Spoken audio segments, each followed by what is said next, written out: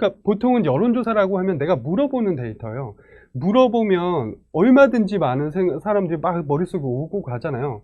대답을 할 때까지 버퍼가 걸린 얘기들도 있고, 대답을 하면서 그게 내 진심인지 아닌지도 모르잖아요. 지금 제가 질문을 하면서 지금 채팅창에 글 남겨주세요 하면 막 이런저런 생각이 들죠. 이게 껴도 되는 판이야? 뭐 생각 들잖아요. 여러분들이 지금 영화를 보고 나왔어요. 나오는 길에 어땠었는지를 얘기하잖아요. 그러면 기승전결이 없죠. 야, 그 영화의 첫 장면이 그랬는데 나는 마음에 안 들었는데 끝장면부터 뭐가 마음에 안 들었는지 짚어서 얘기하지 않잖아요. 나는 두서없이 얘기하고 그 친구도 두서없이 들어요. 근데 그거에 뭐예요? 자발적인 얘기들이 나오죠. 허심탄회하게 얘기들이 나오죠. 근데 질문을 할 때는 어때요?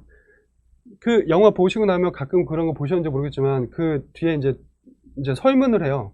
영화의 영상미는 어떠셨는지, 영화의 배우는 어땠는지, 뭐 극장이 괜찮았는지. 뭐 응답은 하지만 내가 지금 얘기하는 것만큼 표현이 안 나오잖아요. 나는 영상미라는 단어를 안 쓰니까.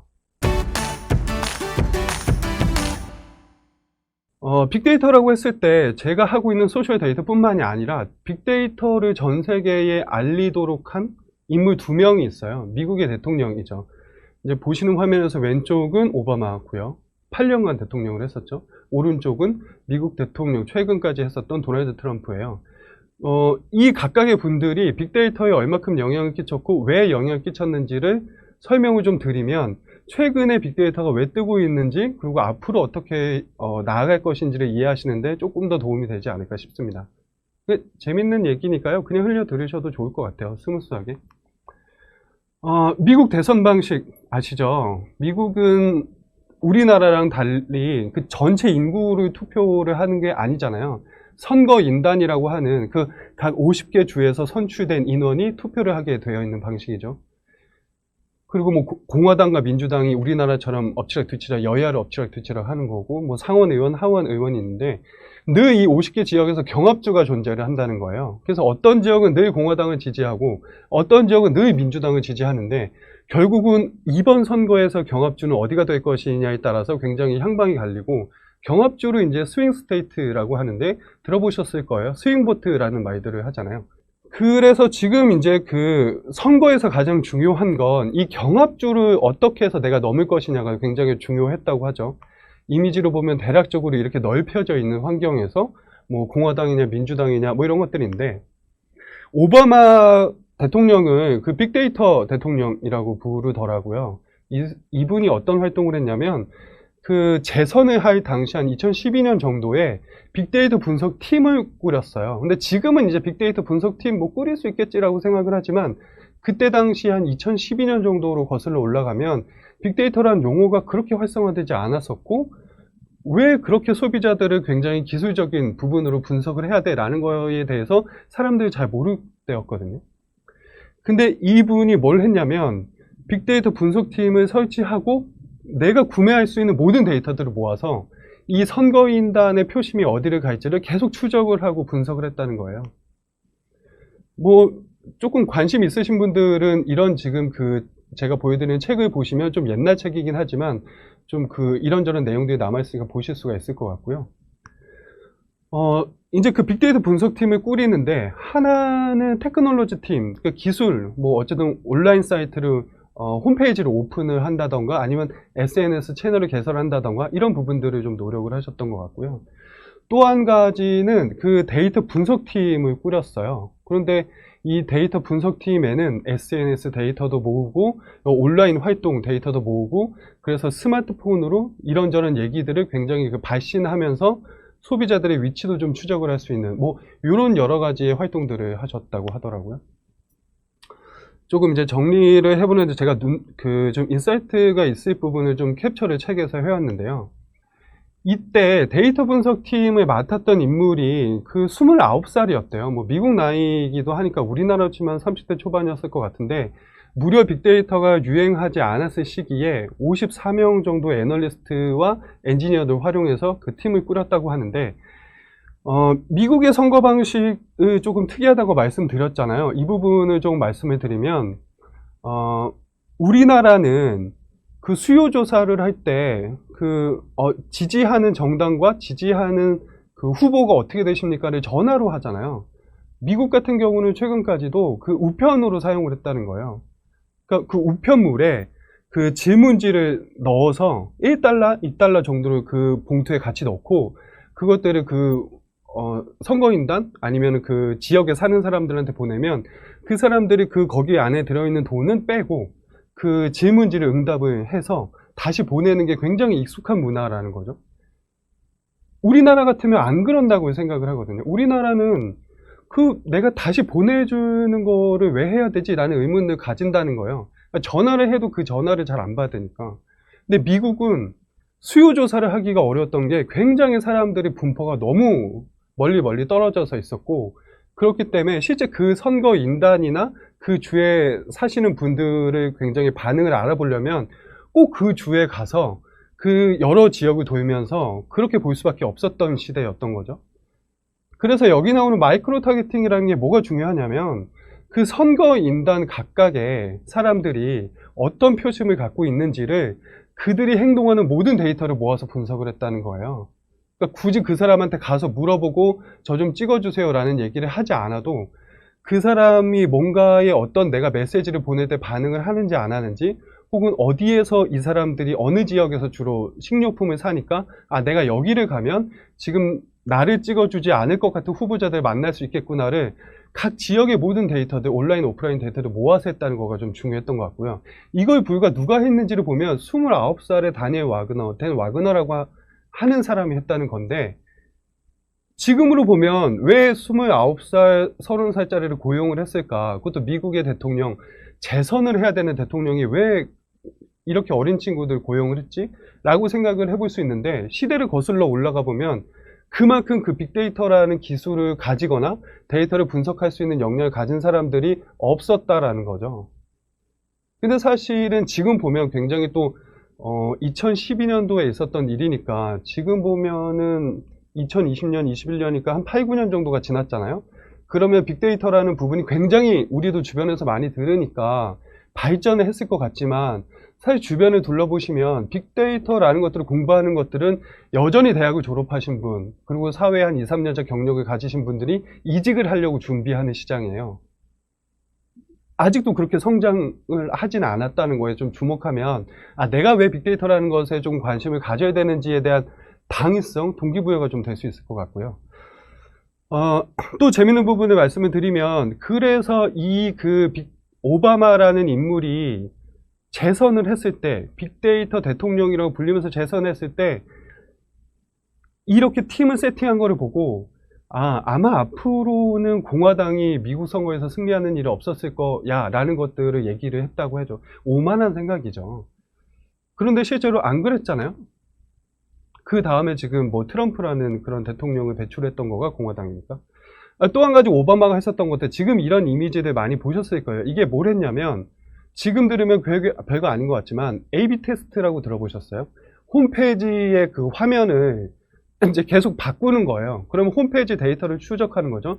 내가 어떤 화면을 걸었을 때 사람들이 이 홈페이지에 머물러 있는 시간이 되게 길었었고, 그리고 나서 어떤 뭐 댓글도 하나를 더 남겨줬는지, 이런 것들을 이제 계속 추적을 해보니까 이런 화면을 걸었을 때는 굉장히 나에게 호감이 없을 것 같은 사람들을 일부는 전향시킬 수 있겠구나, 아니면 내가 운영하는 SNS 채널로 사람들을 조금 더 목격할 수 있겠구나라는 그 데이터들을 마련을 했다는 거죠. A/B 테스트라고 하는 것들.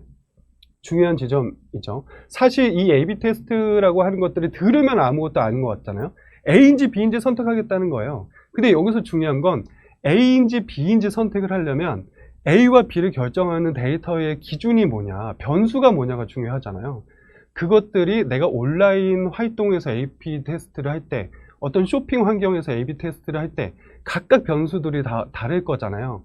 이런 부분들을 설계하는 것들이 굉장히 중요하고, 지금 이런 부분들, 혹시 지금 업무 중에 뭐 기획을 하시는 분들도 계시고, 운영을 하시는 분들, 데이터를 다루시는 분들, 뭐 그리고 디자인을 하시는 분들, 여러 부분들이 있잖아요.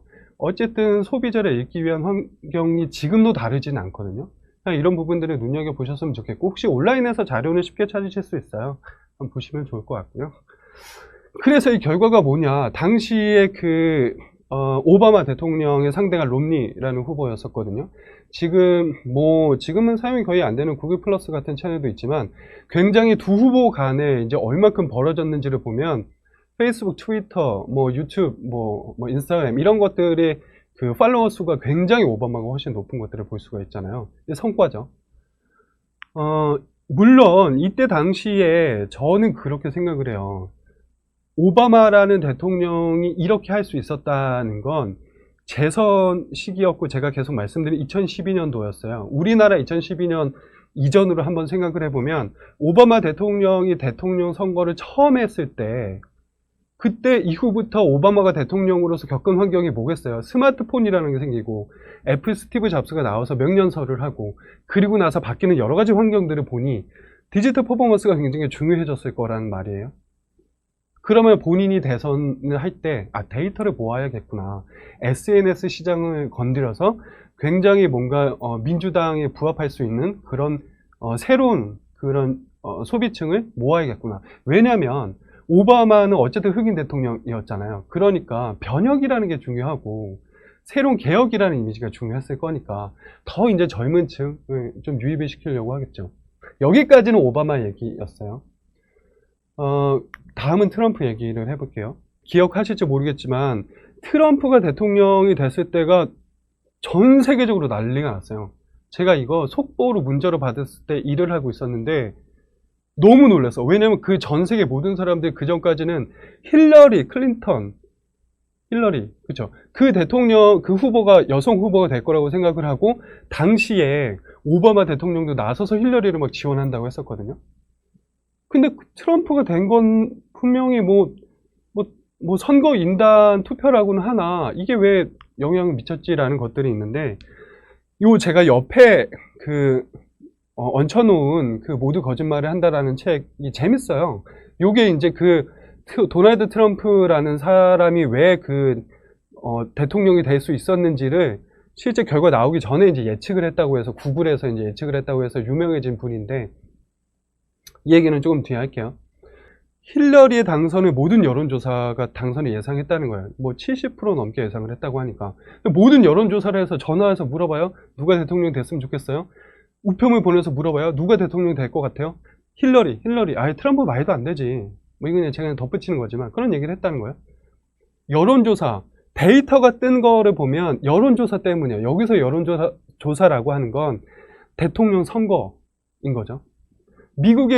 당연히 미국부터 우리나라, 제가 자꾸 곁다리로 가는 것 같은데 시간이 좀 있는 것 같아서 말씀드리자면 우리나라의 데이터 역사, 전 세계 데이터 역사의 흐름을 가만히 보면 여러 가지 파생되는 게 있지만 미국에서 시작해서 일본으로 넘어와서 우리나라로 넘어온 경우가 많아요. 그래서 수학, 이과 계열, 그리고 통계학과 이런 학과를 나오신 분들 아니면 뒤늦게 그런 데이터 분석을 공부하시는 분들 보면 용어가 굉장히 헷갈려요. 회귀 분석, 상관 분석 이런 거 우리가 잘 안 쓰는 단어거든요. 한자기 때문에 그래요. 일본에서 넘어왔으니까. 그러면 추적을 해보는 거죠. 여론조사, 데이터의 시발점이 됐던 여론조사는 언제부터 시작을 했지? 라고 생각해보면 여러 가지 이제 설이 있고 굉장히 더 거슬러 올라갈 수도 있지만 조금 체계적으로 뭔가 통계적인 수치를 갖고 유의미하게 돼서 이 여론조사가 의미가 있겠구나라고 짚어냈던 부분은 1932년도인지 3년도인지가 기억이 안 나는데 그때 루즈벨트라는 대통령이 당선이 됐을 때였어요. 7, 80년 됐죠. 우리나라로 보면 92년, 3년의 대통령 선거 때부터였어요. 제가 누구 대통령 이름을 말씀드리지 않겠지만 그러면 대략적으로 한 절반, 80년, 여기는 우리나라는 40년. 그게 이제 여론조사 히스토리가 돼요. 빅데이터는 지금 제가 말씀드리는 게 2012년, 2011년, 13년 이런 얘기 드리고 있잖아요. 지금 도널드 트럼프가 당선이 될 때도 2016년, 17년이니까 4, 5년이 됐어요. 미국에서. 우리나라도 똑같아요. 여론조사는 한 2배 정도 차이가 나는데 빅데이터는 차이가 별로 안 난다는 거예요. 우리나라나 미국이나 약간 차이가 나긴 하겠지만 우리나라도 SNS 분석 이런 것들 한 20년 됐거든요. 20년, 25년 정도의 회사가 이미 만들어졌어요. 비슷비슷한 거예요. 그러니까 80년 된 여론조사를 신뢰를 하겠어요? 아니면 스마트폰 생긴 이후로 뭔가 쌓이기 시작한, 누적되기 시작한 그 온라인 데이터를 신뢰를 하겠어요? 당연히 여론조사잖아요?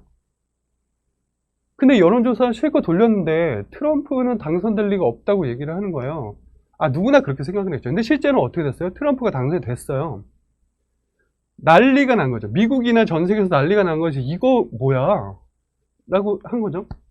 기사가 하나 이런 게 나왔어요. 뭐 뉴욕타임스 틀렸고 CNN은 다 틀렸다는 거예요. 이때 언론사들이 다 타격을 입었어요. 우리나라 똑같았죠. 우리나라 전문가 그때 나와서 제가 정확히 기억하는데 나와서 얘기를 해요. 야, 트럼프가 될 리가 없어. 심지어는 그 트럼프, 제가 약간 여기다 올리진 않았지만 그 트럼프 당선됐을 때 그 트럼프의 캠프에 있던 사람들이 나와서 책을 쓴 게 있어요. 그 책 찾아보면 본인들도 몰랐다는 거예요. 당연하겠죠. 그럼 그렇지 않겠어요? 이거 제가 한쪽에 쏠려서 하는 얘기는 아니고 그냥 이제 그런 재미를 위해서 말씀을 드리는 건데, 어쨌든 그 인터넷 조사를 병행한 LA타임스만 정답을 겨우 맞췄다. 근데 이 사람들 이거 정답 내면서 얼마나 불편했겠어요?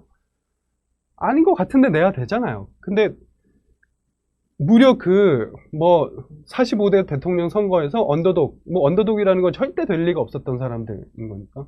그런 용어죠. 힐러리 클린턴의 승리할 확률이 무려 71%라는 거고요. 이거 플로리다를 비롯한 5대 경합지에서 모두 트럼프가 압승을 했다는 거예요. 이유가 뭔지가 궁금하잖아요. 아니, 실컷 여론조사에서는 힐러리 찍는다며. 근데 왜 실제 가서 투표를 그렇게 했냐고. 이 사람들 실제 내가 의도를 숨기고 있다가 실제 선거에서 그렇게 트럼프의 지지를 보내준 사람들을 뭐라고 하죠? 채팅 한번 써주실래요? 뭐라고 불렀죠, 이 사람들을? 안 올라오네. 샤이 트럼프라는 말로 불렀어요. 맞아요. 샤이 트럼프. 꽤 우리나라에서 많이 쓰잖아요. 샤이 보수, 아니면 샤이 진보, 아니면 사이 누구누구 이름을 붙잖아요. 이게 궁금해진 거예요. 왜 부끄러웠어? 라는 것들이 궁금해지고, 왜 여론조사에서 그렇게 얘기했어? 라는 거가 했더니, 이 사람이 이제 어떤 것들을 어떻게 맞췄냐, 이런 것들 데이터를 쭉 보니까, 실제 선거의 며칠 전, 한 3-4달 전부터 이제 데이터를 추적해보면, 구글 트렌드라는 그 데이터죠. 근데 구글에서 실제 검색한 게, 보트 클린턴, 보트 트럼프라고 해서 검색한 양을 보면, 이 빨간색이 트럼프거든요. 압도적으로 많았다는 거예요. 점점 격차가 벌어지는 거죠. 근데 여기서 단순히 그 검색량이 높다고 중요한 건 아닌 것 같아요. 이 사람들이 하는 얘기들을 좀 들어봐야 되는 거죠. 어떻게 검색을 했는지. 우리나라도 똑같이 코로나 확진자라고만 검색하진 않잖아요. 코로나 확진자라고 봤다가 코로나 확진자 지역별 상황, 코로나 확진자 누적별 추이, 이런 식으로 보잖아요. 그래서 다양하게 어떤 키워드들로 검색이 되는지를 보는 거예요. 그럼 이제 그런 얘기들이 있는 거죠. 트럼프에게 투표를 하는 게 우리나라가 성장해야 될 길이야. 야, 왜 트럼프한테 투표하지 않아? 트럼프가 이길 수 있어. 라는 얘기들로 검색을 하고, 그 검색된 글들을 써놓은 카페나 커뮤니티에 가서 본인이 뭔가 계정에 접속을 하고 얘기들을 하는 형태들이 있었다라는 거예요. 그런데 여기서 재밌는 포인트가 있어요. 알겠어. 그래, 샤이라는 말이 있어서 트럼프가 굉장히 기괴한 행동들을 하고 정치인들이 아니고, 정치인은 전통적인 정치인은 아니고, 뭔가 레거시 미디어라고 하는 전통적인 미디어에서도 호평을 하지 않았던 사람인데 왜 찍은 거야? 이렇게 보면 그런 거죠. 오바마 대통령을 생각을 해봤을 때 이와 반대되는 사람을 잡고 싶었던 것 같다 라는 식으로 해서, 이 구글이 단순히 이런 키워드와 추세로만 예측을 한 게 아니고 키워드를 하나 찾았는데요. 어떤 키워드를 검색을 많이 했는지, 그러니까 오바마라는 대통령이 당선이 될 때 당시에 미국에서는 굉장히 전 세계 나라들의 이런 얘기를 했어요. 야, 봐, 우리나라가 왜 전 세계에서 가장 굉장히 자유, 리버티가 중요한 나라고 우리 그걸 실천하는 나라야. 왠지 알아? 흑인이 대통령이 될 수 있는 나라야. 우리는 이만큼 지금 오픈이 돼 있어. 우리는 공정한 사회야. 그래서 난리가 났죠. 다들 그렇게 언론에서도 얘기하고 전 세계 정상들을 만날 때도 그 지점을 강조를 하고 굉장히 이제는 뭔가 공정하게 된 사회, 자유로운 사회, 인종차별이 없을 것만 같은 사회 식으로 얘기들을 했어요. 이 분위기가 되면 나머지 사람들은 쉽게 목소리를 못 내죠. 나 흑인 싫어, 흑인 대통령 싫어라는 얘기를 입 밖으로 못 내요. 단순히 그 대통령이 좋고 싫고가 아니라 뭔가 그런 프레임의 사람들을 가둬놔 버리면 내가 지금 그 얘기를 하는 순간 내 의도와는 상관없이 굉장히 내가 이상한 색채의 사람이 되는 것 같잖아요. 그래서 이 단어가 굉장히 미국 사회에서 얘기하는 것과 반대로 굉장히 그 검색이 높게 되는 것들을 보고 이걸 검색하는 사람들 내면에는 굉장히 그 미국적인 자부심이나 우리나라가 이렇게 되면 안 돼 라고 생각하는 사람들이 있을 것 같다. 근데 그 사람들, 그렇게 검색하는 사람들이 다시 뭔가 개혁이라고 하는 그 아니면 같은 민주당이라고 하는 힐러리 쪽에 표를 던질까? 아닐 것 같잖아요. 그냥 우리가 생각을, 뭐 지나가서 생각을 해보는 거니까. 니그로라는 단어들을 많이 검색을 하는 사람들이 있었다라는 것들을 지금은 많은 언론 매체나 많은 부분에서 구글이 밝혀낸이라고 하지만 사실은 구글이 밝혀낸 거가 아니라 구글이라는 플랫폼의 데이터를 활용을 해서 밖에서 이 현상을 보던 어떤 연구진, 대학에 있었던 어떤 사람이 이 내용을 밝혀냅니다. 언어에 대한 거잖아요. 지금 보시는 뭐 세스 스티븐스 다비도비치라는 사람인데 이 사람이 아까 그 모두 거짓말을 하고 있다라는 것들을 쓴 사람이에요. 그래서 이 사람이 실제로 이 니그로, 니거 이런 것들을 발견하고 나서 구글에서 당장 데리고 와서 이 사람이 데이터 사이언티스트라는 직함을 달고 일을 하기 시작을 하죠. 그 다음부터 전 세계적으로 데이터 사이언티스트라는 거의 용어 같은 것들이 막 생기고 데이터가 중요하구나 라는 것들이 생기죠. 지금 2006년, 2012년부터 지금 2016년 그리고 2020년까지의 현상을 말씀을 드렸잖아요. 빅데이터는 전 세계를 조사를 해보면 가장 2010년대 후반부터 늘어나기 시작을 했어요. 지금 2020년, 2021년이죠. 다시 한번 말씀드리지만 그 사이에는 코로나라는 게 터졌고요. 급변하는 환경 속에 있는 거예요. 이제 시작이라는 시장이죠. 빅데이터라는 게 그러면 how big is the big이에요? 얼마큼 큰 게 큰 거야? 누가 조사를 했던 거예요. 그 미국에서 조사를 했던 것들, 뭐 옛날 얘기니까 좀 보면 2011년 이전까지 생성된 데이터 규모가 이 9배가 2011년부터 13년까지 생성이 됐다는 거죠. 2013년 이후에는 더 늘어났겠죠. 이제는 측정할 필요가 없는 거예요. 이미 몇 년 전보다 몇 배가 늘었다는 게 의미가 없는 시장이 됐던 거예요. 그래서 여러분들은 여러 가지로 빅데이터라는 얘기를 듣고 있는 거죠. 이 두 사람이 빅데이터 시장에서 준 게 뭔지를 좀 생각을 해보면 이런 거예요. 앞에 그 오바마라는 대통령은 마이크로 타겟팅이라고 얘기를 했잖아요. 데이터가 굉장히 큰 환경에서 가장 세밀한 곳을 조명을 했을 때에 이 데이터의 가치가 있어 라는 것들을 짚어낸 거고요. 뒤에 이제 이런 트럼프 대통령은 본인은 몰랐지만 우리가 여론조사로 얘기해오던 80년의 세월의 그 데이터, 전통적인 데이터가 얼마큼 약간 어떤 부분에서 허상일 수 있는지, 물론 각각의 데이터는 역할이 있고 빅데이터가 생겼다고 해서 전통적인 데이터가 절대 없어질 수 없어요. 여론조사는 없어지지 않을 거예요, 절대. 그렇지만 우리가 이 데이터라는 것을 새로운 관점으로 봐야 되고 새로운 형태, 아까 얘기했죠, 3V에서 얘기했던 버라이어티한 데이터들을 우리가 이해할 수 있는 그런 관심 근간을 마련했다고 생각이 들어요. 데이터가 규모가 커지면 어떤 데이터든 빅데이터가 커졌다는 건 어떻게 바라볼 거냐 관점에 말씀을 좀 드리고 싶은데, 빅데이터의 등장이 불러온 것들이 뭐야? 라고 생각을 해보면 사람들이 자기도 모르게 남긴 족적, 그러니까 보통은 여론조사라고 하면 내가 물어보는 데이터예요. 물어보면 얼마든지 많은 사람들이 막 머릿속에 오고 가잖아요. 대답을 할 때까지 버퍼가 걸린 얘기도 있고 대답을 하면서 그게 내 진심인지 아닌지도 모르잖아요. 지금 제가 질문을 하면서 지금 채팅창에 글 남겨주세요 하면 막 이런저런 생각이 들죠. 이게 껴도 되는 판이야? 뭐 생각 들잖아요. 그러니까 질문을 하고 대답을 하는 데이터는 분명 유용하고 사람들로 인해서 한 번쯤 생각을 하게 되는 데이터들을 얘기해 주는 건 맞는데 궁금하잖아요. 이 사람들의 생각이 과연 질문하지 않아도 스스로 얘기하는 데이터도 얻고 싶어. 그 사람들이 온라인에서 남기는 흔적, 오프라인에서 남기는 흔적, 심지어 그 사람이 마트를 갈 때 어떤 경로로 가는지, 어떤 톨게이트를 지나는지, 어떤 곳에 주로 주차를 하는지 내가 볼 수 있으면 좋겠잖아요. 물어보지 않아도. 그러면 그 사람한테 주차하기 편하셨어요?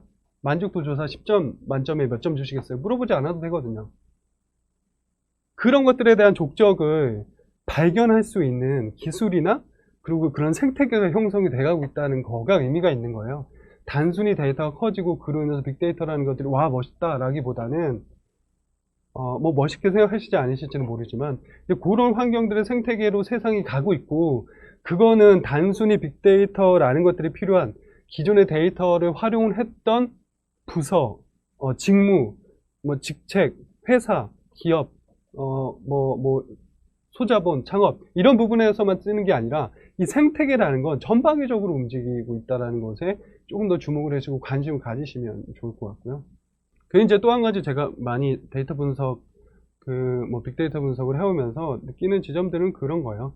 데이터가 커지면 커질수록 가장 작은 이야기에 집중을 해야지. 그래야지 한층 더 깊게 들어갈 수 있다. 예를 들면 어떤 데이터를 봤을 때 요즘 되게 뭐가 뜨고 있구나. 뭐가 이미 떴구나. 10명 중에 8명이 그거 좋다고 얘기를 하잖아요. 그러면 그 데이터는 의미가 이미 없어요. 왜냐면 그건 데이터 보지 않아도 너도 알고 나도 알고. 예를 들면 지금 사람들이 굉장히 많이 하는 얘기가 코로나예요 라고 얘기하면 그게 의미가 있겠어요? 없잖아요. 그래서 가장 작은 이야기에 집중을 해야지 아직 발견되지 않은 것들을 볼 수가 있는 거죠. 앞으로 다가올 세상들을 읽어내는 노력들이 될 거고요. 그런 것들을 우리는 예측이라고 부르는 것 같아요. 소셜 데이터라는 게 혹시 들어보셨는지 모르겠어요. 소셜 데이터는 SNS라고 하는, 그러니까 소셜이라는 말도 페이스북, 인스타그램, 트위터라는 것들이 처음에 시작이 됐을 땐 내가 블로그에 남기는 글과 트위터에 남기는 글과 인스타그램에 남기는 게 뭐가 달라라는 것들 이제 구분해주기 위한 용어였던 것 같아요. 지금은 소셜이라는 얘기도 잘 안 써요. SNS라는 얘기도 잘 안 쓰는 것 같고. 어떤 책에 보니까 이런 얘기들이 있어요. 소비자는 자신과 비슷한 입장의 소비자에게만 허심탄회하게 털어놓는다. 여러분들이 지금 영화를 보고 나왔어요. 나오는 길에 어땠었는지를 얘기하잖아요. 그러면 기승전결이 없죠. 야, 그 영화의 첫 장면이 그랬는데 나는 마음에 안 들었는데 끝장면부터 뭐가 마음에 안 들었는지 짚어서 얘기하지 않잖아요. 나는 두서없이 얘기하고 그 친구도 두서없이 들어요. 근데 그거에 뭐예요? 자발적인 얘기들이 나오죠. 허심탄회하게 얘기들이 나오죠. 근데 질문을 할 때는 어때요? 그 영화 보시고 나면 가끔 그런 거 보셨는지 모르겠지만 그 뒤에 이제 설문을 해요. 영화의 영상미는 어떠셨는지, 영화의 배우는 어땠는지, 뭐 극장이 괜찮았는지. 뭐 응답은 하지만 내가 지금 얘기하는 것만큼 표현이 안 나오잖아. 나는 영상미라는 단어를 안 쓰니까. 그런 것들이 중요하죠. 그래서 내가 허심탄회하게 얘기할 수 있는 환경이 뭐냐를 봤을 때 그게 SNS의 나의 채널이라는 거예요. 물론 이제 남이 들으라고 하는 얘기도 있죠. 내가 이렇게 얘기하면 좀 사람들이 나를 좀 다르게 볼 것 같아 라고 해서 마치 그게 내 생각인 것처럼 하는 얘기도 있지만 그 자체가 하나의 현상이고 그게 트렌드로 이어지고 있고 그게 지금 20대 30대 어떤 사람들의 심리를 대변하는 거기 때문에 굉장히 중요하게 익혀지는 데이터죠. 영화 보니까 이런 얘기 있더라고요. 진실의 방으로. 그냥 그런 거죠. 들어오라는 거예요. 진실의 방으로. 내가 보는 곳은 진실의 방이라는 거죠.